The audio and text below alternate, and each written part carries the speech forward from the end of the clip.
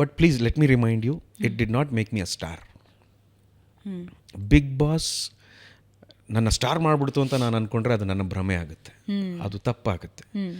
ನಮ್ಮನ್ನ ಸ್ಟಾರ್ ಮಾಡಬೇಕು ಅಂತ ಬಿಗ್ ಬಾಸ್ಗೆ ಅವಕಾಶ ಕೊಡೋದಿಲ್ಲ. ಅಲ್ಲೊಂದು ಕಾರ್ಯಕ್ರಮ ನಡೀತಿದೆ, ಅಲ್ಲಿಂದ ನಿಮಗೊಂದು ಜನರ ಮನಸ್ಸಿಗಿನ್ನ ಹತ್ತಿರ ಆಗುವಂಥ ಅವಕಾಶ, ಅದೊಂದು ಪ್ಲ್ಯಾಟ್ಫಾರ್ಮ್. ಅದು ಯಾರು ಹೇಳ್ಕೋಬೇಕು ಅಂತಂದ್ರೆ ಅಲ್ಲಿ ಹೇಳ್ಕೊಳ್ಳೋಂಥ ಜಾಗ ಅದು.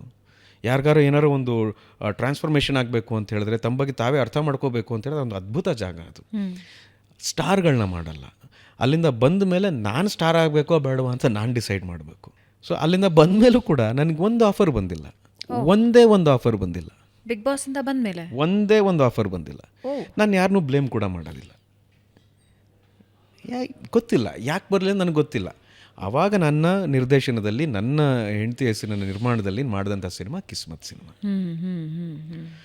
ಸೊ ಇವ್ರಿಗೇನು ರೀ, ಈ ಫ್ಯಾಮಿಲಿ ಚೆನ್ನಾಗಿದೆ, ಇವ್ರಿಗೆ ಲಕ್ಕಿ ಅಂತ ಆಗಲೇ ಹೇಳಿದ್ರಲ್ಲ, ಅವ್ರಿಗೆ ಒಂದು ಸ್ವಲ್ಪ ನಂದೊಂದು ಸ್ಟೋರಿ ಹೇಳಿ ಅವ್ರಿಗೆ ಅಂತ.